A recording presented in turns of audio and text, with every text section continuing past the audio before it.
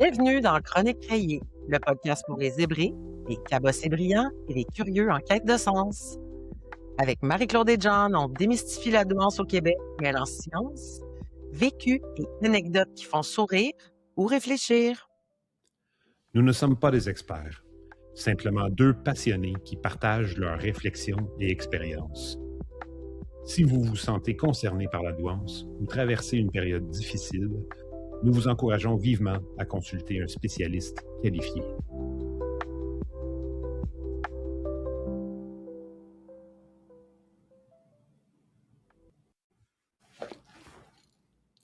Ah, non, c'est moi, OK. Épisode 3. Une discussion sur les caractéristiques des HPI. Bienvenue dans Chronique Rayée, le podcast qui gratte là où ça pique, avec bienveillance et curiosité. Aujourd'hui, on plonge plus profondément dans les façons dont sont caractérisés les HPI. Les dernières fois, nous avons dit que le HPI, c'est plus complexe que juste avoir un QI élevé. Nous avons vu des définitions, un peu de science, mais des choses qui nous ont rappelé que les zèbres sont tous uniques, étant doués, entre guillemets, dans certains aspects de la vie, genre en sport, art, lettres ou toute autre poursuite d'excellence. Et la poursuite même fait partie de la définition de certains, disant qu'il faut que la personne choisisse de poursuivre sa passion pour être considérée. Donc, John, avant d'entrer dans le vif du sujet, c'est notre troisième épisode, comme tu l'as dit, puis on a oublié de remercier la personne qui a fait notre musique d'introduction et de fin d'épisode. Donc, je vais prendre un moment pour remercier Maxime Lauzon pour la musique. Merci. Merci. Ah, on voulait mettre du petit clapping, mais ça n'a pas l'air à fonctionner. On va voir après. Ça se peut qu'il C'est pas soit grave. dans l'édit après. On verra. On verra. En tout cas, ça disait que ça fonctionnait. Donc, on se lance. On se lance. Est-ce que tu as déjà eu l'impression que ton cerveau s'arrête jamais, que ça pense vite, que ça ressent fort, puis que des fois, ça ne fait pas toujours avec le reste du monde? Que finalement, ton cerveau, lui, il n'a jamais reçu le mémo qu'il était supposé ralentir. Ou au contraire, tu as 1000 idées en même temps, mais que c'est difficile de les expliquer simplement, ou même de comprendre pourquoi certaines choses te dérangent autant. Ben écoute, nous, on a longtemps pensé que c'était juste nous. On était trop intense, trop dans notre tête, trop sensible, trop quelque chose, là. Jusqu'au moment où on a commencé à mettre des mots là-dessus. Le haut potentiel, le HPI, pas comme une étiquette, mais comme une grille de lecture. Donc, dans le dernier épisode, on a fait un survol des 25 caractéristiques attribuées au HPI, selon des neuropsychologues tels que présentés là, dans le livre de Mel Poana qui s'appelle « Suivez le zèbre ». On en a parlé, mais on avait envie d'y revenir aujourd'hui, avec du concret, plus de discussion, avec ce que ça donne dans nos vraies vies à nous. Puis c'est important de le dire aussi, hein, ces caractéristiques-là, c'est pas juste exclusif aux neuroatypiques et au HPI. Non, les gens neurotypiques peuvent très bien en avoir aussi, à différents degrés. Exactement. Donc, dans cet épisode, on va partager notre réalité. Ça ne sera pas une définition parfaite, mais des bouts de nous, notre façon de penser, de ressentir et de fonctionner. Et peut-être que tu vas te reconnaître et peut-être que ça va t'aider à comprendre quelqu'un autour de toi. Dans tous les cas, bienvenue dans ce troisième épisode et surtout dans nos têtes. Donc, John, je te laisse aller avec le premier, la première caractéristique. Mémoire puissante. Puis, on va les faire en ordre, je pense. Oui. C'est la façon dont on va les faire. Good. OK. Je m'en souviens de ça, c'est pas pire. Mémoire puissante. Je pense que je l'ai dit la dernière fois, grand répertoire d'informations inutiles. Les choses restent. Genre, je me rappelle rapidement de certaines informations qui, pour une raison ou une autre, sont importantes pour moi. Je me rappelle de la façon dont c'était disposé l'appartement quand on habitait là, de ma famille quand j'étais jeune. Je me rappelle de la machine pinball qu'on avait dans l'appartement. malade, mais tu sais, je me rappelle où elle était, comment elle fonctionnait, tout ça, là, je l'ai dans ma tête, j'ai des images très, très claires. Mais c'est pas juste un seul sujet. C'est que ça peut sauter de certains sujets qu'on peut parler, je vais dire, quasi intelligemment, là, il y a beaucoup de sujets dont je me souviens beaucoup que je peux parler un peu intelligemment, d'habitude. Sinon, je pose bien des questions. Ben écoute, c'est vrai que tu es comme ça. Moi, c'est quelque chose qui m'a toujours impressionné chez toi, ta mémoire phénoménale. Exemple, tu es capable de nommer tous nos profs de primaire et de secondaire. Ouf, Tout presque. Là, pas que je te oui. demande de les nommer, là, on n'ira pas là, mais souvent, on dit, hey, tu sais, le prof d'histoire en secondaire 4, là, tu trouves le nom. Tu sais, fait que, Monsieur Dufour. Oui. bon, c'est ça. Puis pourtant, c'est drôle, hein, parce que moi, j'avais commencé à appeler les profs monsieur, madame, comme en secondaire 2 ou 3. Puis parce que je ne sais pas pourquoi, je ne voulais pas utiliser leur nom. Puis monsieur, madame, c'est juste plus simple. J'avais pas besoin de m'en souvenir. Pourtant, tu te Puis, souviens des noms quand même. ouais, je sais pas comment on fait. Numéro 2. Ouais. Vitesse et fulgurance. Fait que celui-là, il va falloir que tu m'expliques un petit peu, là, qu'est-ce que ça veut dire, fulgurance? Ben, ça peut vouloir dire aussi là, de la stimulation, tu sais, avoir besoin de stimulation parce qu'on pense vite, puis on a besoin que ça aille aussi vite que notre cerveau. Puis on réfléchit. Je m'excuse, j'ai un petit chat. On l'a déjà vu hein, dans les podcasts précédents. Il y avait besoin de monter sur le bureau. Donc c'est ça. C'est vraiment une question de notre cerveau va vite, puis on a besoin que les choses aillent vite, puis on peut aussi, des fois, là, c'est difficile de suivre quand on a déjà compris, puis que la personne continue ou que la situation se continue avec plus d'informations. Là. OK. Puis je vais faire un call-out tout de suite, là. Pour tout le monde, on s'est pris des notes. On s'est préparé d'avance. Fait que, excusez-nous si on lit un peu, là. C'est parce qu'on ne voulait pas oublier des affaires puis des expériences vraiment dans la préparation qu'on s'est souvenu. Fait qu'on les a écrites. Donc, excusez-nous si on passe d'une chose à l'autre, là, mais on va essayer de rendre ça aussi naturel que possible. Oui. Ben, écoute, hein, c'est notre 3e, on se donne quand même une chance. Et voilà, et voilà. Ouais. Donc, c'est ça. Puis moi, j'allais juste rajouter, en fait, là, tu sais, je dirais qu'à l'inverse, si j'apprends pas ou simplement si le sujet m'intéresse pas, ben je m'ennuie, mon cerveau décroche, puis je perds le focus. Puis non, je suis pas TDA, là, je les ai passés ces tests-là aussi. C'est juste la façon que mon cerveau fonctionne. Ouais, fait qu'on on aime ça quand ça bouge, on aime ça quand ça va vite, même trop vite. Puis ce auquel je pensais, moi, c'est quand j'ai de la misère à suivre ou quand je me sens niaiseux, ce qui m'est arrivé à plusieurs reprises, là, quand je m'entoure de gens vraiment intelligents ou des experts de matière dans une affaire, des profs d'université. J'aime pas le mot niaiseux, John, je m'excuse. C'est de même que je me sens, par exemple. Quand tu te sens pas à la hauteur, non, mais c'est pas positif de dire ça.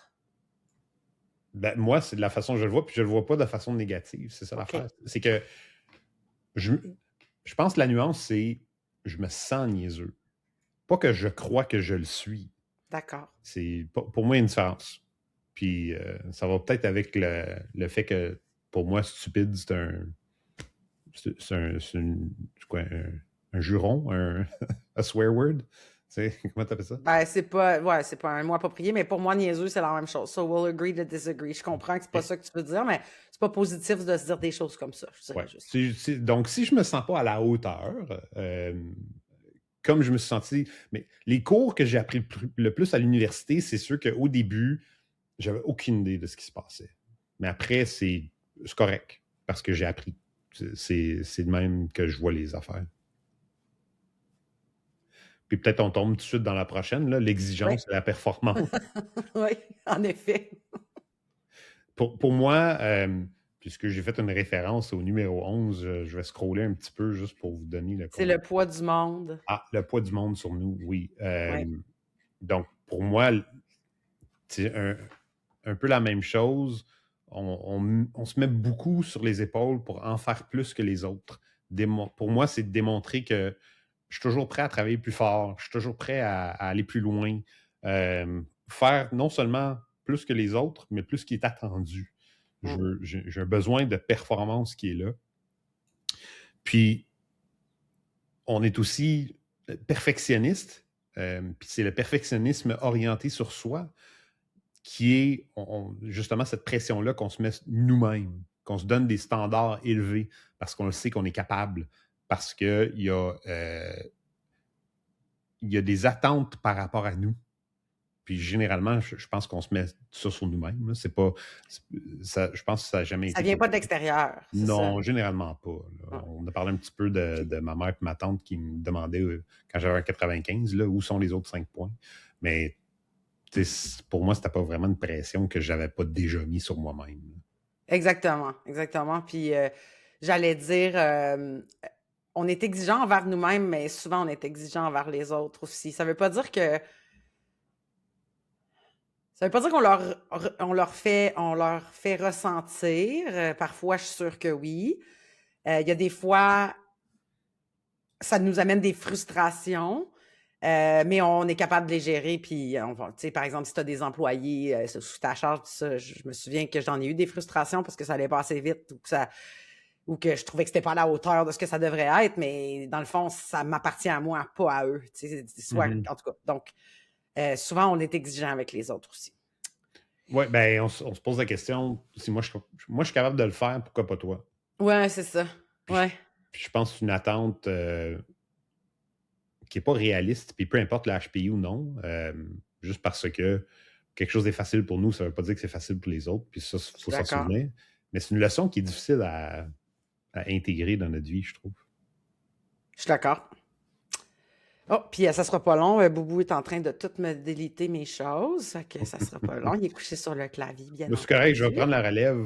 Non, mais c'est parce que je voulais ajouter quelque chose. OK, go. J'allais dire que moi, l'exigence et la performance, là, c'est une des caractéristiques qui m'a le plus marqué quand j'ai fait ma lecture.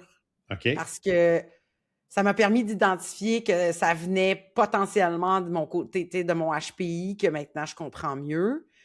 Puis le fait d'en être consciente, ben je me tape moins sur la tête. Puis je réussis à contrôler mes angoisses, puis mon anxiété qui est reliée à ce besoin constant de performance, puis de perfectionnisme.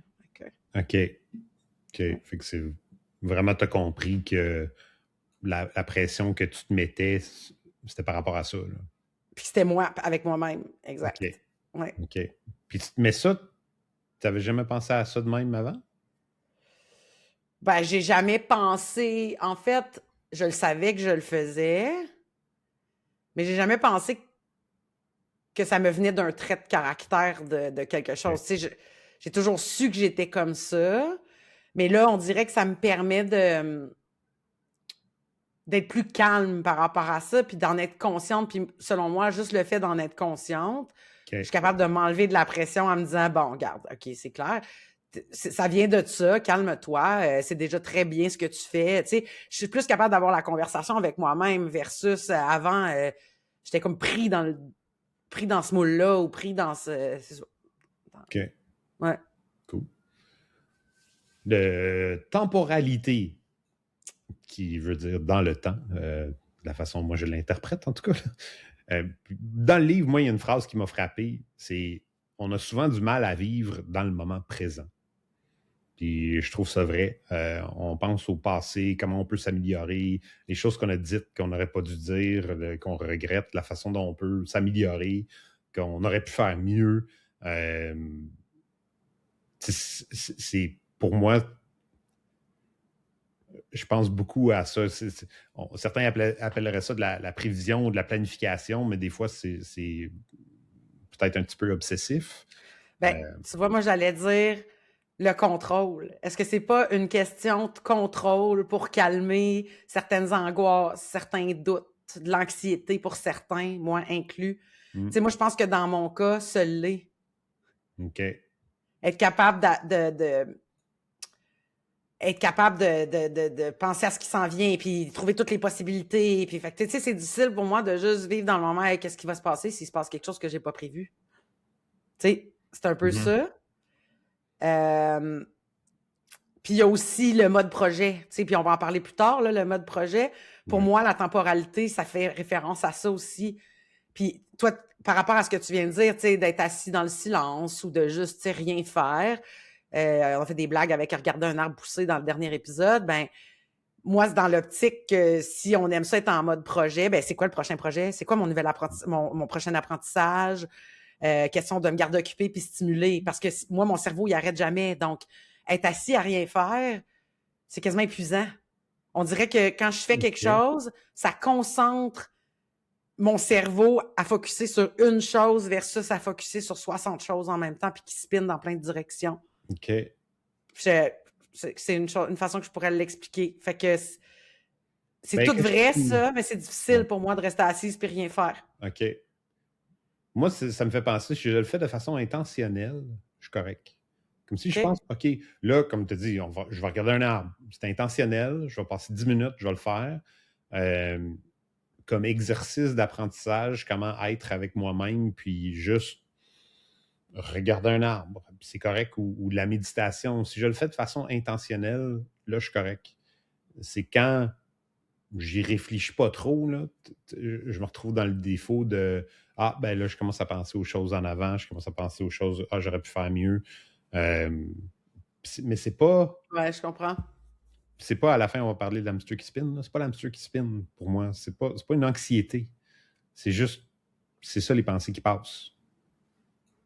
Ça, c'est un bon point, hein, parce que, tu sais, en méditation, là, pour nous donner des outils, il y a eu toute une école de pensée qui commence à changer un petit peu, là, que, tu sais, pas que ça, ils n'ont jamais dit que c'était mal, ces idées-là, mais d'essayer de les laisser aller, puis de les calmer. Quand aujourd'hui, on se rend compte de plus en plus que c'est juste normal que le cerveau y réfléchisse, là, HPI ou pas, là, je parle en général, là. Donc, ils axent maintenant beaucoup plus sur accueillir les pensées, laisser-les partir beaucoup plus là-dessus qu'au départ avec la méditation où il y avait des séminaires où c'était des jours sans parler puis à rester focus pour pas réfléchir.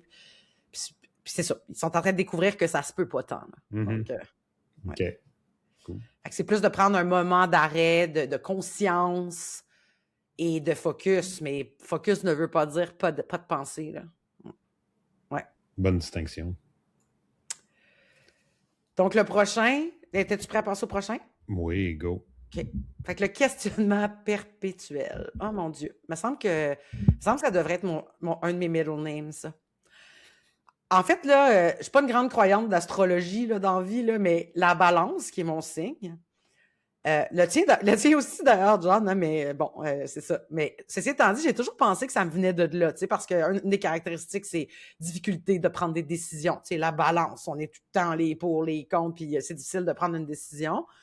Mais là, depuis que je comprends mieux la HPI, je me rends compte que c'est probablement plus de là que ce trait-là me vient. Ça m'arrive plusieurs fois par semaine. J'ai déjà eu beaucoup plus de difficultés là, à faire face à ça. Puis, j'en ai encore, là, on ne va pas se le cacher. Je vais vous donner une couple d'exemples. Mais, tu sais, moi, ça peut m'amener de l'anxiété, des questionnements, de la pression. Ça me fatigue. Je manque même là, de flexibilité par moment parce que là, qu'est-ce que je fais avec ça? Bon, fait que là, tu sais, mode projet. Je sais que ça fait quelques fois qu'on en parle, mais là, je me cherche un VR. J'ai envie de partir en mode VR cet été, semi-autonome, autonome, quelque chose à expérimenter. Ça me fait extrêmement peur. Un, partir toute seule. Deux, toute seule. Je vais avoir Boubou, mon chat, mais quand même, toute seule. D'un coup, j'ai des problèmes mécaniques. Là, mon cerveau part. D'un coup, j'ai des problèmes mécaniques. D'un coup, là, je sais pas comment ça marche, un panneau solaire, puis la batterie, puis oh mon Dieu, comment je vais m'organiser avec ça? Hey, mettons, il pleut, je vais être correct. Hey, ma toilette, qu'est-ce que je vais faire? En tout cas, hein? Là, je suis partie, là. Oui. Fait que là, je remets tout en question. Fait que là, je m'en vais en voir un, moi, demain, entre autres. Puis j'ai failli tout annuler ça hier, tellement que ça me faisait paniquer. Fait que là, il a fallu que je me parle. J'ai décidé que j'allais y aller. Parce qu'il n'y a pas d'obligation, tu sais, il faut que j'y aille jusqu'au bout. Puis c'est drôle parce que je suis certaine, souvent dans la vie, là, les choses qui m'ont fait le plus peur comme ça, puis j'ai décidé d'aller de l'avant, c'est les choses qui m'ont amené le plus de je cherche reward en français, le plus de gratification, tu sais. Oui. Regarde, décembre dernier, mon premier voyage toute seule que j'ai fait. Ben, tu te souviens, moi, j'avais peur. Tu m'as aidé là, à me parler en long, en large. Puis à un moment donné, j'ai juste sauté sur l'occasion, je l'ai faite. Écoute, j'ai adoré mon voyage à refaire. Donc, c'est ça. le questionnement perpétuel, écoute, côté travail, même chose. Là, je suis en changement, sans donner tous les détails en ce moment, mais tu sais, je suis en changement, je fais ça la bonne chose. C'est-tu vraiment ça qui va m'épanouir? Tu sais, il y a une grande partie de moi que c'est oui la réponse, mais je suis en train de me remettre dans des anciennes pantoufles parce que je retourne dans mon ancien domaine, dans l'événementiel. Je suis en train de me mettre dans des. Puis là, je prends la version facile. Est-ce que. Fait que, tu sais, c'est genre de truc, juste pour montrer comment le cerveau n'arrête jamais aussi, mettons, dans mon cas. Oui. Puis j'en ai des questionnements. C'est pas. Est-ce que c'est perpétuel? Je ne sais pas. Je pense que j'ai appris avec le temps de juste dire voici ce que j'ai fait comme choix. Puis après ça, c'est un peu fuck it, c'est fait. Let's go. C'est Ouais, toi, pas. tu as plus de facilité avec ça que moi. Ouais, de lâcher prise sur est-ce que je vais le regretter? J'ai des regrets dans la vie, là, c'est normal, tant qu'à moi. Là. Je ne suis pas quelqu'un qui va avoir le tatou de no regrets, là. C'est pas moi.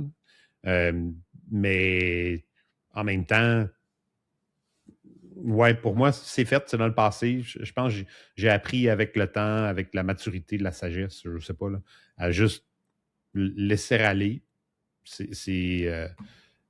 C'est de même j'y pense. Puis est-ce que je me questionne, est-ce que c'est la meilleure chose? Oui, j'ai des questionnements. Puis un peu dans le même bateau là, où je me cherche en termes de qu'est-ce que je vais faire comme travail. Puis il y a la petite voix en arrière qui dit hey, ce serait cool d'avoir un salaire toutes les 2 semaines, puis pas s'inquiéter, puis avoir du monde avec qui travailler ou ben avoir énormément de liberté. Ça, j'allais dire De la savoir. liberté. Ouais. Mais c'est des questionnements que c'est sûr, c'est des grands changements de vie. Puis, pour pas trop mentionner l'âge, on est dans cet âge-là. C'est ça. Oui, totalement. Je dirais pas de chiffres. Non. On dit pas de chiffres. Pas de chiffres. Le prochain, c'est la résilience. Fait qu'écoute, je vais prendre celui-là aussi.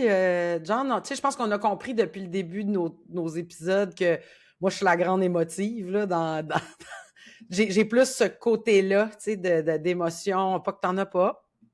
C'est pas ça. Ça ne s'exprime pas de la même façon. Tu es plus capable de les gérer. Moi, c'est comme un volcan puis une bombe qui veut exploser à chaque fois. Donc, je vais prendre la résilience. Tu sais, malgré qu'on tombe parfois, là, tout le monde, on a des épreuves dans notre vie. Ben, écoute, on se relève en apprenant comment pas tomber à nouveau. On trébuche rarement sur la même craque dans le ciment. Comme tout le monde, j'ai eu des épreuves difficiles, des deuils de gens super importants pour moi, faire le deuil d'avoir des enfants, des ruptures amoureuses qui ont fait mal, mais j'ai toujours trouvé la façon de me relever assez rapidement même, je dirais. Ça a impressionné des gens, puis même au point de me faire dire, ben écoute, ça doit pas te faire si mal que ça si t'es capable de... Tu sais, puis sans jugement, là, juste la personne, elle vit tellement autrement que... Puis moi, je suis comme, ben moi, il faut que je me relève. Je peux pas juste m'apitoyer sur mon sort, tu sais. Puis j'ai toujours essayé, depuis que je suis tout jeune, j'ai fait ça, de trouver un point positif. En anglais, on dit le silver lining, là. Trouver le point positif, tu sais, dans une perte ou une épreuve. Ça me guérit pas, mais ça adoucit la douleur, je te dirais, dans mon cas. Oui. Puis il y a une pensée qui me vient en tête parce que moi, je le cherche toujours, là. Le silver lining, le point positif dans n'importe quelle expérience, parce que je pense qu'il y en a toujours.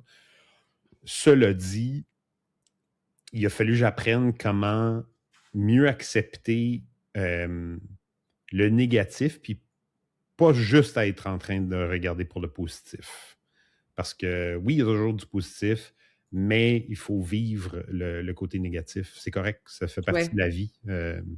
Puis il faut l'accepter. Oui, il faut l'accepter. Ben, c'est un bon point parce que, tu sais, dans mon cas, les émotions viennent tellement fortes des fois que j'essaie de pas les laisser monter parce que je me dis, j'en finirai jamais, là. Ça va bien durer 3 heures, cette histoire-là. Ou, tu sais, c'est tellement comme... ça prend tellement de place, en fait, que puis des fois, j'ai pas la place pour ça, dans le sens où si je suis en train de travailler, j'ai un projet à livrer, tu sais, je peux pas. Puis avec ma neuropsychologue, pendant une session, elle m'avait dit, il faut que tu prennes le temps. Mais ce qu'il faut que tu fasses, c'est que tu l'encadres. Donc, donne-toi une demi-heure pour pleurer ta vie si c'est ça que tu as besoin, de crier, de faire tout ce que tu as besoin de faire. Puis après ça, c'est pas que tu l'ignores ou que tu y reviendras pas, mais là, tu vas aller focusser, mettre ton énergie sur autre chose, puis après ça, tu pourras revenir si tu as besoin. Ça veut pas dire que c'est terminé au bout d'une demi-heure. Mais si tu le laisses prendre toute la place, ben ça prend toute la place, finalement, puis on dirait que tu n'es plus capable de fonctionner. Oui, effectivement. La vie en mode projet. On y arrive. Oui, j'avais pris plusieurs notes là-dessus. Apparemment, Vas-y. ça m'a frappé celui-là. Que, ouais, dans le livre, Mel Poinat dit « J'ai toujours besoin d'apprendre et d'évoluer pour voir que j'avance. J'aime tellement de choses qui m'est parfois impossible de choisir. » Elle dit ça à la page 50. Puis ça, là, ça m'a tellement parlé. Ça, c'est moi. J'aime tellement d'affaires, tellement de sujets, les choses qui brisent. C'est comme « Ah, Squirrel, il y a quelque chose d'autre. » Puis je l'aime, fait que je vais aller creuser en profondeur. Je m'éparpille beaucoup. Puis le problème que ça me crée, c'est que pour finir mes projets ou pour les faire avancer, ben, ça consomme du temps qu'il faut que je mette ailleurs. Il faudrait que je le mette dans la priorité ou les priorités. Ouais. Puis après ça, elle a aussi dit « J'exerce plusieurs métiers très différents, mais qui, pour moi, ont une cohérence. » Puis ça me parle parce que j'ai compté, là, j'ai fait 16 différents jobs dans les 25 dernières années. Puis c'était commencé à du soutien technique, helpdesk, gestion de projet technologique, la finance, les budgets, la planification stratégique, geek, bac en informatique, fini en bac en admin, suivi d'une maîtrise en ressources humaines, tout en travaillant comme directeur des technologies de l'information, cybersécurité, c'est un peu de tout. Fait que si t'es pas déjà assez mêlé de c'est quoi mes intérêts, un peu de tout, là. Mais pour moi, le fil conducteur que j'ai trouvé à travers tout ça, c'était vraiment l'humain. C'est toutes des équipes, c'est tout du monde. Puis pour moi, c'était très important que à l'avenir, c'est là-dessus que je veux me concentrer. Ben, d'ailleurs, j'allais dire, t'as, toi, une newsletter. Oui. Puis t'as aussi un podcast, en fait, une lecture de ta newsletter en ce moment que tu le fais, si je m'abuse. Puis c'est ça. C'est justement là-dessus. Tu peux le dire. Oui, pour faire de la publicité. C'était pas prévu, c'était pas dans mes notes. En français, c'est les gens sont au cœur de tout. En anglais, c'est People Power Everything. Donc, je le fais dans les deux langues parce que je trouve ça important d'offrir aussi à mes amis, collègues, écouteurs, fans finis, toutes les 3 personnes, leur version à eux. Non, je pense qu'il y en a plus que 3, mais il n'y en a pas des millions encore. Attends. Ça s'en vient. Ça va venir. Après ça, question. Comment est-ce que tu apprends à lâcher les projets qui ne nourrissent plus ta quête de sens, pour te concentrer sur ceux qui ont un vrai impact? C'est ça que je disais tantôt. Là, il faut que j'aille me rassasier, c'est le bon mot, pour juste concentrer sur les choses, disons, importantes, parce que sinon, je m'éparpille. Mais toi, as-tu ce défi-là? Je ne l'ai pas eu souvent dans la vie, mais dernièrement, oui. D'ailleurs, je t'en ai parlé. Là, je disais, mon Dieu, j'ai plein de projets, j'ai plein d'affaires. Tu sais, j'ai jamais vraiment eu ça, puis je t'en l'avais mentionné d'ailleurs. Genre, je t'avais dit, c'est drôle, moi, ça m'est jamais arrivé. Tu sais, je voyais plein de monde qui disait, hey, moi, j'ai telle passion, j'ai hâte de faire ça, j'ai pas assez de temps, je manque de temps. Puis moi, je disais, OK, non, moi, je suis très contente dans ma petite vie, j'ai ma job. Ben, moi, c'était ma job, en fait. Tu sais, là. En événementiel, avant la COVID, j'en travaillais une shot, puis c'était ma passion, là, j'avais du plaisir là-dedans. Pour moi, c'était pas vraiment du travail. Des fois, on était en vacances, puis j'en amenais, puis ça me dérangeait pas. J'avais du fun là-dedans. Fait que, tu sais, moi, c'est là que ça s'est canalisé, je te dirais. Mais là, dernièrement, j'ai plein de trucs, là, plein de projets que j'ai envie de faire, puis je suis là, mon Dieu, j'allais dire nos âges en plus. Rendu à l'âge, il nous en reste moins en avant qu'en arrière. Puis, tu sais, là, je sens cette urgence-là que j'ai pas vraiment senti avant. Puis je te dirais que moi, ça me vient par vague. Tu sais, comme là, dernièrement, je suis dans une vague où j'ai besoin de me reposer. Bon, on va se dire, je viens de finir un événement que j'ai organisé en 3 mois et demi, un record. Quelque chose que je n'avais jamais fait dans ma carrière. Donc, ça a été très brûlant. J'ai eu besoin de me ressourcer. Ça, c'est une autre chose aussi, hein. Pour les HPI, là, ils n'en parlent pas là-dedans, mais c'est hyper important de se trouver des moments. Tu sais, la flexibilité, tu en as parlé un petit peu.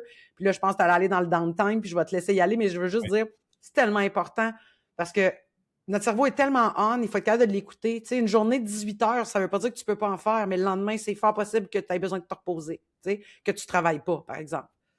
Fait Oui. que vas-y avec Ben, ton la autre point, question justement. à demander que j'allais demander, c'est comment on aborde ce downtime-là, les pauses de la vie dont on a besoin vraiment, on a un besoin humain là, de notre corps, de se reposer, corps et âme. Comment on l'approche? Parce que justement, vu qu'on a tellement de choses qui se passent, vu que j'ai ma petite whiteboard à côté de moi, là, qui a à peu près 10 checkbox dessus qui sont vides, puis tu te dis, ah, je pourrais faire ça, mais de temps en temps, on a besoin de s'écraser et rien faire. Là. Puis, ou. Ouais, Ouais, vas-y. totalement. Puis je trouve que écoute, le downtime, hein, on va s'en parler, là. J'ai eu longtemps énormément de difficultés avec ça. Je me donnais la permission, moi, seulement quand on partait en voyage. Tu sais, quand on partait au Mexique une Mhm. semaine, 2 semaines, là, moi, c'était. Hey, puis là, je lis des livres, là, des romans, j'ai besoin de m'évader, ou je profite, tu sais, de la plage, ou des vagues, regarder, faire du people watching, ou toi, tu sais, on jasait, des soupers, mais c'était le seul moment où je me permettais, ou permettait à ma tête et ma culpabilité. Ça veut pas dire qu'à d'autres moments, je me forçais pas à rien faire, mais ça veut pas dire que dans ma tête, je me reposais vraiment. Tu sais, je devrais être en train de faire ci, je devrais être en train de faire ça, il y a tout ça à Mhm. faire, il faut faire du lavage, il faut aller faire l'épicerie. Qu'est-ce qu'on va manger cette semaine? Tu sais, exemple, là, c'est juste des exemples. Puis à l'inverse de toi, tu sais, moi j'ai parlé de romans au Mexique, toi, tu amenais des livres pour apprendre. Puis moi, dans ma tête, je me disais, c'est parce que moi, j'en ai plus d'espace, là. J'ai besoin, moi, de me reposer. Fait que moi, ma façon de me reposer, c'était vraiment d'aller m'évader dans un livre, dans une série, où mon cerveau, j'ai l'impression qu'il ne pense plus parce qu'il est entertainé. Fait que là, il est focusé. Puis là, j'ai pas besoin de penser à autre chose. Versus toi, puis ça j'ai toujours. Tu te souviens, là, je te disais, mais comment tu fais pour lire des livres de même? Puis il y avait plein de livres que tu voulais que je lise comme ça. J'étais là, John, je peux pas. T'es en vacances. J'ai pas envie d'apprendre, là. C'est pas ça que je veux faire. Mais, Ben, puis pour moi, puis toi, c'était pas ça. ben, moi, je m'amusais. Oui, c'est ça. Ouais, je m'amuse avec ces affaires-là parce que c'était pas, généralement, je pense, c'était pas nécessairement des choses qui allaient m'aider au travail. Puis, ultimement, oui, là, mais c'était pas ça le but. Le but, c'était simplement d'apprendre par rapport à quelque chose que je trouvais intéressant. Même que j'ai eu un mois là, que j'étais en congé du travail, puis que j'avais demandé à mon médecin, est-ce que je peux continuer de faire mon séminaire de maîtrise que je suis en train de faire? Puis lui, il m'avait répondu, est-ce que ça te stresse? J'avais dit non, j'aime ça. Il dit, ben, continue si t'aimes ça. L'idée, c'est de faire des choses que t'aimes.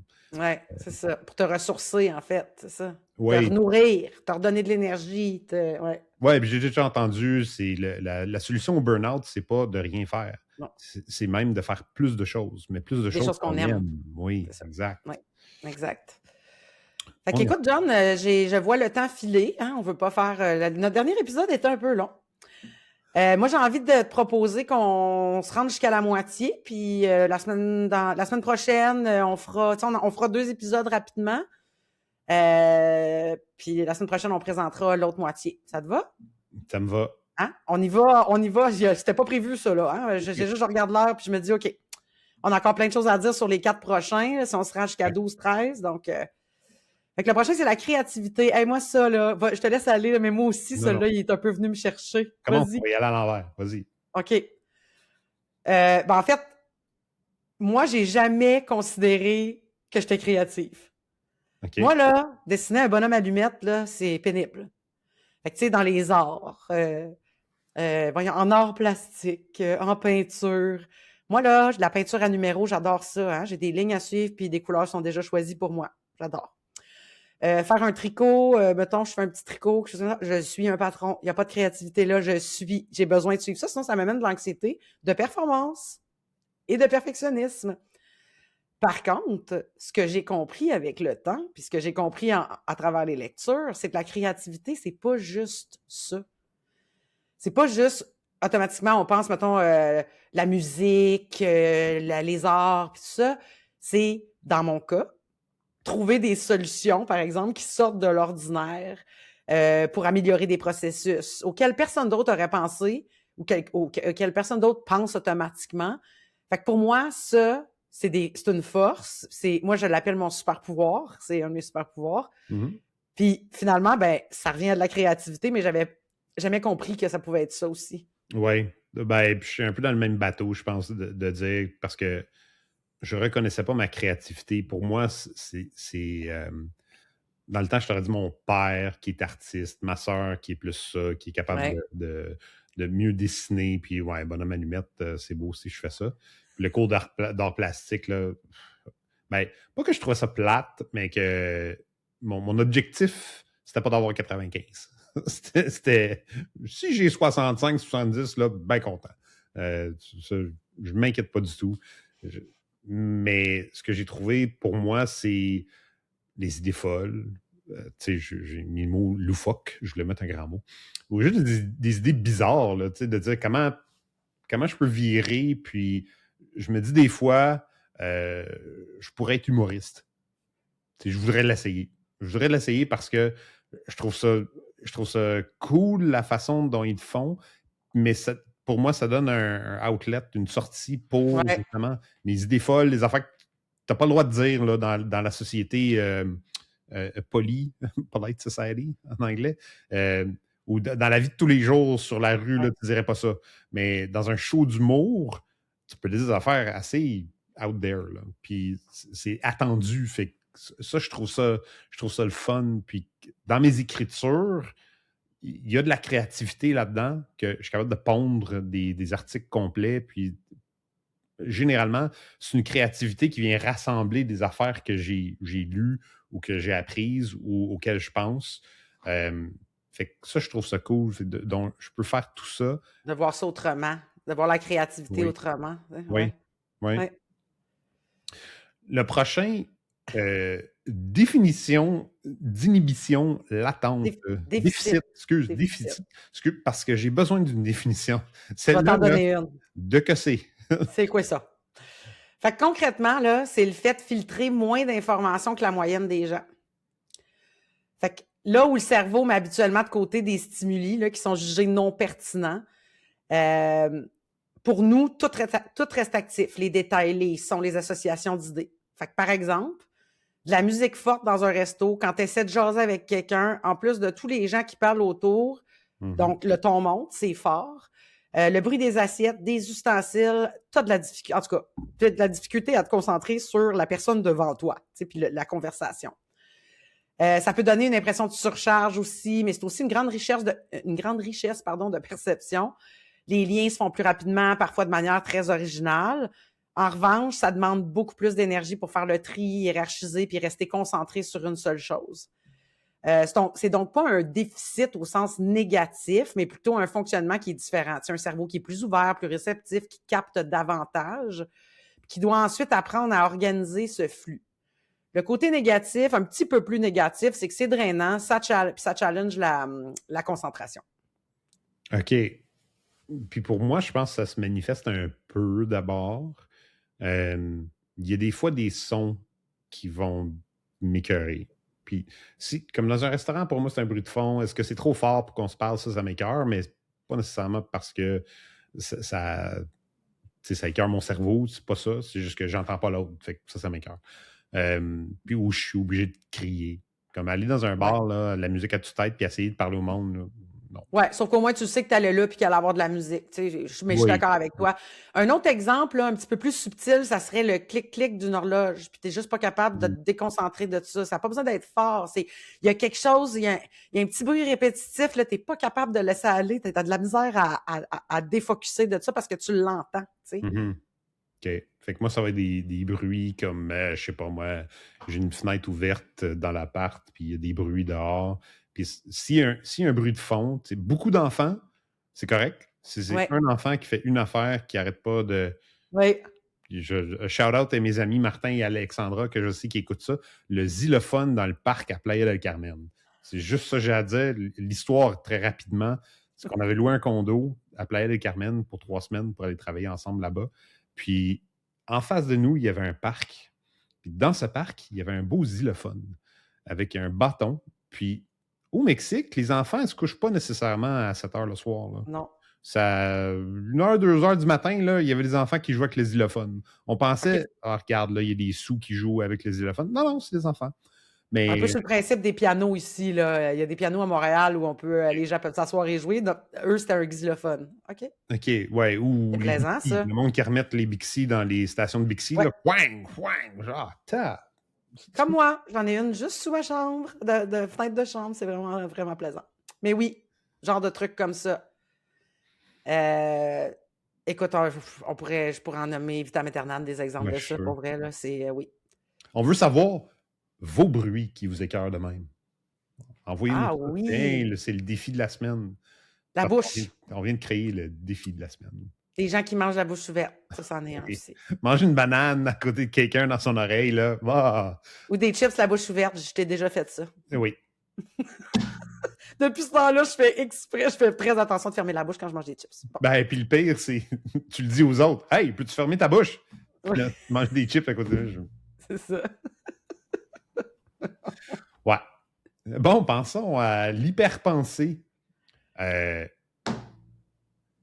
Moi, la façon dont je le vois, Ouais. j'allais te demander de m'expliquer peut-être un petit peu plus. Parce que je pense pas que ça m'affecte tant.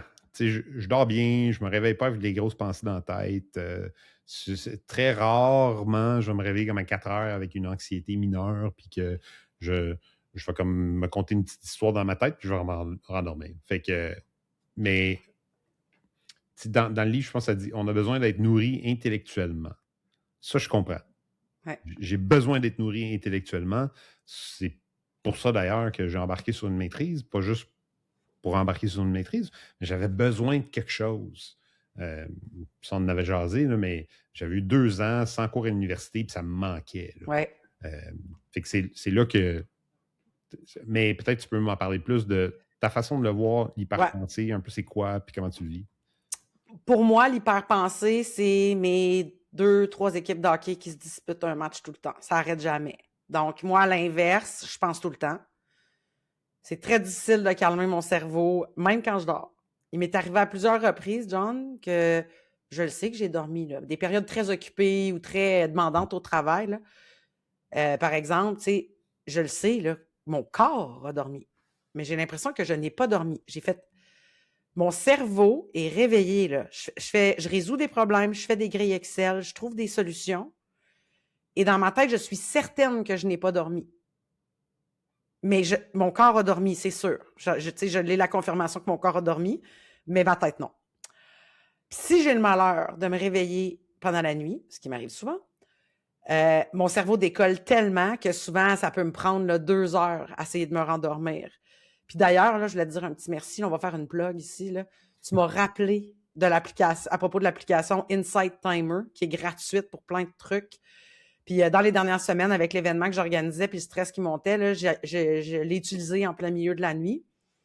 Soit pour me faire un bruit de fond, genre un white noise, pour pas entendre des petits bruits dehors, que là, je m'arrivais pour me rendormir, puis là, ça repartait. Ou même, à quelques reprises, là, il y a une des méditations que j'aime beaucoup, Drift to Sleep. Là, c'est pour t'aider à tomber endormi rapidement. Écoute, une fois, je l'ai déjà fait 3 fois, puis je dormais toujours pas. Mais une fois, je l'ai déjà fait une fois, puis ça a fonctionné. Donc, je ne lâche pas, je continue. Mais pour moi, ça m'a beaucoup aidé, ce genre de truc-là, parce que ça oblige au cerveau de se calmer. Puis à mesure de le faire, ben, t'entraînes ton cerveau là, à se calmer. Mais oui, fait que moi, l'hyperpensée, là, c'est... Je veux pas utiliser le mot « c'est un problème », c'est un gros défi. À certains moments, plus que d'autres. Oui. Fait que quelques questions. Première question, comment tu sais que ton corps a dormi puis ton cerveau n'a pas dormi? Comment tu confirmes que ton corps a dormi? Quelqu'un m'a dit que je dormais parce que ma respiration était comme une respiration de quelqu'un qui dort. Validé par une tierce partie. Exact. Okay. Très bien, c'est beau. Je veux juste savoir s'il y avait une mesure quelconque. Là, non, c'est une bonne question, mais non, vraiment, une tierce partie qui a confirmé, non, tu dormais. J'étais là, non, je dormais pas. Oui, tu dormais. Donc, clairement, ici, ça dormait pas, mais tout le reste dormait. Oui. OK. Bon à savoir. L'autre question, c'est comment on fait pour se faire payer par Insight Timer. Si quelqu'un connaît quelqu'un, on serait prêt à prendre des commandites? Oui. C'est pas pour ça qu'on fait le podcast, mais écoute, si ça mène là, on va pas dire non. Hein? C'est ça. Ou des compétiteurs, là, ceux qui veulent nous apporter com, ou il y en a un autre là, qui te conte des histoires avant d'aller te coucher. Là. Mais bon. Il y en a plein d'applications comme ça. Oui, exact. Le prochain. Oui, je te laisse celui-là. Vas-y. Oui, le poids du monde. Moi, je sens ça comme je vais le dire en anglais, là, c'est The Curse of Potential. Fait que c'est vraiment puis je l'ai fait traduire, la malédiction du HPI, mais du potentiel. C'est comme on doit faire quelque chose d'extraordinaire pour être à la hauteur des attentes. De nos attentes. Nos attentes personnelles, oui. Puis, mais des attentes de la société, excuse-moi de te couper, mais je pense aussi les attentes de la société. Puis ce que je veux dire par là, tu sais, tu vois des grands chercheurs qui ont réussi à trouver quelque chose. Tu vois des médecins, des infirmières, des gens qui sauvent, qui aident les gens. Puis tu te dis, ben j'en ai plein de potentiel, moi. Pourquoi je m'en sers pas à cet escient-là? Tu sais, je me suis déjà posé ces questions-là. Hey, j'organise des conférences pour du monde. Hey, puis je dénigre pas ça, là, mais c'est le genre de pensée que je fais. Il me semble que je devrais faire quelque chose de mieux, d'aider des gens. Mais bon, regarde, il y a aussi ce côté-là, moi, je trouvais important d'apporter, mais j'ai pas de réponse plus que ça. Là. Non, c'est ça. Puis c'est aider les gens ou on voit les gens qui ont. On peut qualifier le succès, là, dépendant de ce qu'on pense c'est quoi le succès. Puis dire, ben, j'aurais pu faire ça, moi. Puis, mais encore, OK, pourquoi tu l'as pas fait? Puis c'est ça la pression que je me mets, de dire, OK, je le sais que je peux faire plein d'affaires. Des fois, c'est frustrant quand, genre, t'appliques sur des jobs. Là, tu ne sais pas rappeler. Tu dis, ben là, je regarde la description du poste, je pourrais me faire ça, les yeux fermés, puis zéro réponse, puis tu dis, qu'est-ce qui se passe? Pourquoi on ne le voit pas en moi? Ce que moi, je vois, là, tu commences, bon, le questionnement, peut-être? Oui, ça va plus dans le questionnement, perpétuel questionnement. Mais je sais que aussi, il y a certaines attentes alentour que tu te fais dire, hey, tu devrais faire ça, hey, tu devrais faire ça, hey, tu devrais faire ça. Ben, OK, mais je ne sais pas. Puis pour moi, ça fait c'est ça. Ça fait que quand je prends du downtime, est-ce que je me trouve vraiment à l'aise d'arrêter? Puis, tu sais, autant si on retourne en arrière sur les livres que je lis en vacances, j'aime ça, ces livres-là, je m'amuse, mais en même temps, peut-être que c'est une pression que je me suis mise, que je suis obligé de continuer à apprendre. Puis si j'arrête d'apprendre, qu'est-ce qui va arriver? Qu'est-ce qui va arriver si je ne suis pas capable de parler intelligemment quand je vais dans la conférence qu'on est allé, là, ITSec? J'ai-tu le droit d'en parler? Ben oui. On le coupera sinon. Mais ITSec 2026, il y a 2 semaines, il y a beaucoup de monde là-dedans. Moi, j'avais la pensée en tête qu'il y a probablement 60-70% des conférences que j'aurais pu faire. À un certain degré, là, pas nécessairement aussi bien ou mieux que la personne qui les a fait, mais j'aurais cette capacité-là. Fait que là, je me pose la question, ben pourquoi pas? Puis là, c'est ça, c'est de dire, ben, faudrait que je mette le temps, faudrait que je mette la priorité, c'est ça. Puis dès que je suis pas productif, je m'en veux. Ouais, ben, tu vois, là, c'est drôle, hein? C'est parce que tu le voyais pas comme ça, parce que pour moi, ça, c'est voyons, excuse-moi, là, je retourne en arrière. Quand on disait là, la temporalité, l'exigence, la performance, ça revient à cette espèce de perfectionnisme, de besoin de performer, d'avoir de la difficulté à s'arrêter, puis de juste prendre un moment pour soi. Fait que c'est juste que toi, tu le vis autrement. Je pense que c'est intéressant. Je suis sûre que tu vas vouloir réfléchir un petit peu plus à ça parce que, dans le fond, moi, je t'écoute parler puis ça me ramène là, tu sais. OK. Ouais, peut-être. Ouais. Fait qu'un petit dernier? Un petit dernier, oui. C'est ce que je m'en avais suggéré. Ouais. Fait que le premier degré, puis écoute, je vais te demander d'expliquer. Parce que pour moi, c'est un terme que j'avais jamais entendu. Là. Fait que je l'ai entendu la dernière fois, je pense que j'ai compris un peu, tu sais, sarcasme. C'est un peu ça. Puis s'il y a un deuxième degré, c'est quoi le troisième? C'est quoi le quatrième? Bon, déjà, on va dire qu'il n'y a pas de troisième puis il n'y a pas de quatrième dans cette optique-là, mais je te dirais que à l'opposition, la raison pourquoi le premier degré, c'est quelque chose de bizarre pour les HPI, c'est que, tu sais, je sais que, par exemple, ma rapidité d'exécution de travail, là, sans erreur, puis avec des idées créatives et efficaces, ça impressionne souvent. dans mon milieu de travail ou dans la vie de tous les jours. Puis ma capacité à amener plein de choses de front là, en même temps aussi. Et là vient le premier degré qui est quand on dit exactement ce qu'on pense. Okay? Le deuxième degré, lui, il repose sur un décalage. Fait qu'on dit quelque chose, mais on veut faire comprendre autre chose. Donc, c'est souvent l'inverse avec l'ironie puis de l'humour. Fait que oui, quand tu dis sarcasme, c'est un peu ça. Fait que je vais vous donner un exemple. Là, il est pas, regarde, c'est un exemple banal. Là. Hey, ça serait un super moment pour aller faire un pique-nique, ça. Puis il y a une méga tempête dehors. Fait que le sens réel dépend, dans ce cas-ci, là, du contexte, du ton, de la situation. T'sais. Fait que chez certaines personnes, comme notamment les HPI, la précision des mots, là, elle a tellement de poids. Avoir le bon vocabulaire, le bon mot. Puis on accroche à ça souvent. Fait que le langage, ben, il est pris au sérieux presque littéralement. Fait que ça rend le deuxième degré un petit peu moins intuitif des fois. Fait que c'est pas par un manque de compréhension, mais plutôt une attention qui est comme très fine au sens exact des mots. Puis il faut à ce moment-là ajouter une étape pour nous. Fait que c'est pour ça que des fois, c'est plus lent. On a l'air en décalage à réagir à quelque chose qui est supposé être une blague. Tout le monde rit, toi, t'as pas ri encore. Parce qu'il faut décoder l'intention derrière la phrase, aller au-delà de ce qui est dit puis les mots utilisés. OK. Fait que c'est ça que ça veut dire, le deuxième degré. Puis j'ai l'impression en moi, je sais pas si j'ai de la misère ou non, mais j'ai l'impression que peut-être que oui, parce que j'aime la précision des mots. Utiliser le bon mot à la bonne place, puis de savoir, parce qu'il y a toujours une différence, même si on dit que c'est des synonymes, là, mais les synonymes, c'est proche. Mais des fois, là, il y a une différence qui est importante. Une nuance, Oui. Puis là, le monde, ils disent quelque chose, je pense pas que c'est ça que tu voulais dire. Oh, écoute, là, je te faisais une joke, là, fait que arrête d'analyser ma phrase. Ouais, mais... Ah, ben c'est ça. Ça, c'est le deuxième degré, vraiment. Okay. Ou, tu sais, un petit peu le côté sarcastique, là, des fois, on va dire hey, t'es vraiment t'es ponctuel à matin. Quand la personne est tout le temps en retard, là, puis elle est encore en retard ce matin-là. Ou, tu sais, c'est souvent... Moi, j'ai tendance à...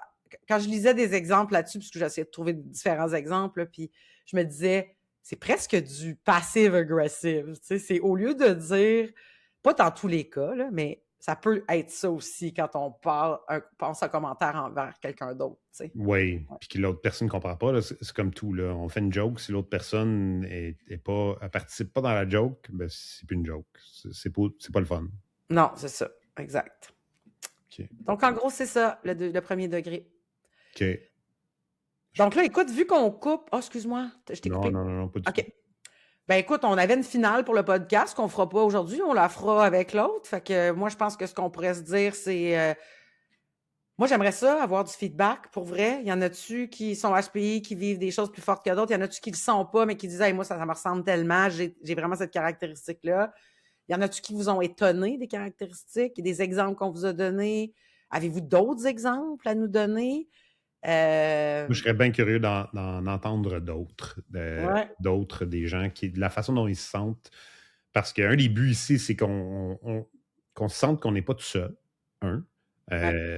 Puis que c'est une façon de voir le monde, c'est une façon de vivre, puis de bien se comprendre. Puis c'est là que je trouve ça intéressant d'entendre ce que les autres pensent. Justement, je pense pas que c'est juste nous deux. Ben non. Ça serait fucké. Toi et moi, notre seule planète. Oui, c'est ça. C'est bizarre. Oui, un peu bizarre. Ben écoute, on a le chien et on a le chat pour ça, par exemple. Oui. On a un chien différent des autres, puis j'ai un chat différent des autres, dans le sens qu'ils ont chacun leurs petites caractéristiques qui font qu'ils sont pas... oui. Non, qui se font pas dans la norme. Non, sont spéciales. C'est ça. Non, des fois, c'est frustrant. Oui. C'est quoi j'ai vu cette semaine? J'ai vu une affaire... ici, dans l'immeuble, en tout cas, je te conterai pas l'histoire, là, c'est quoi exactement, là, mais c'est le genre d'affaire, tu dis, ça, là, j'aurais pu le prédire 3 mois d'avance que ça allait arriver de même. Moi, je suis sûr qu'il y a des histoires de même. Moi, je serais curieux d'entendre des histoires de même où, que ce soit au travail ou à la maison, le genre d'affaire, là, que des mois d'avance te dit, ça, là, voici ce qui va arriver. Puis, 3 mois après, ou peu importe là, le nombre de temps, la chose arrive. Puis là, le monde, ils sont surpris.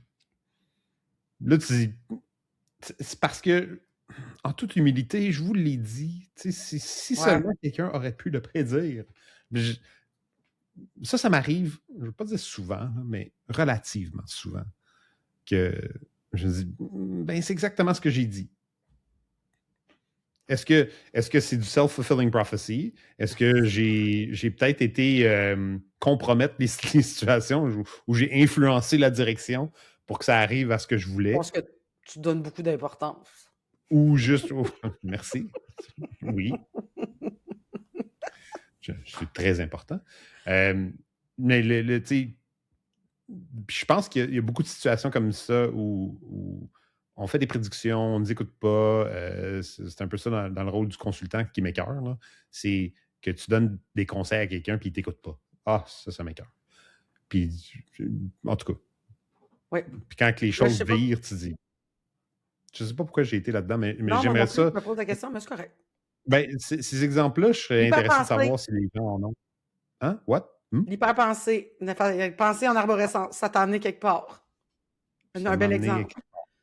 Mais okay. Si on revient à la base, c'est que tu voulais savoir s'il y avait des gens qui ont des exemples. Il y avait des histoires de même. Ouais. Comment vous vivez. Mettez-nous ça en commentaire. Ça manque de commentaires, là. Je comprends qu'on est juste rendu à notre 3e, là, mais moi, je trouve que ça manque de commentaires. J'aimerais ça... tu sais, les gens me le disent qu'ils l'ont écouté, mais j'aimerais ça voir des commentaires, quand d'aller les lire, les répondre et tout ça. Puis, oui. Oui, d'avoir de l'interaction. Oui, exact. OK, cool. Ben, super. Fait qu'écoute, on se dit, là, on va faire dans une semaine à peu près. Une semaine. Que le prochain va sortir. Puis, parfait. Une semaine, faisons ça. Super. D'accord. À la semaine prochaine. Bonne journée. Bye. Bon, j'ai fait stop. Il y a eu... Notre but avec ce podcast, c'est de rendre le HPI plus compréhensible, plus humain et surtout moins solitaire. Alors, si cet épisode vous a aidé, partagez-le. Peut-être que quelqu'un, quelque part, en a besoin aujourd'hui. Vous pouvez nous écrire. On lit tout et ça nourrit ce qu'on crée ici. Merci de nous accompagner dans cette aventure.